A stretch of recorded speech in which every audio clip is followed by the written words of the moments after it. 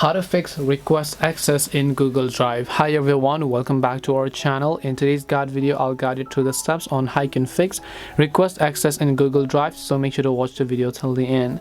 Now sometimes someone may have sent you a link. When you tap on the link of the Google Drive download link, maybe it just says request denied. Now you need to actually request an access. Why does this happen? So it means like this. So let's say I uploaded something to Google Drive. If I have not given the permission to let it to view everybody, or if I have only allowed some specific email addresses, so if I send the link to someone who do not have access or whom I have not added to the email address list, they will not be able to view the Google Drive link. So that's a similar case with you as well. If you in case got the option to actually go ahead and then fix request access, you might just try to sign into a different Google account to see if they've given you the permission in that. Otherwise you need to sign in with a different, or else it just means that the person who have given you the link access before has simply removed you from the link access.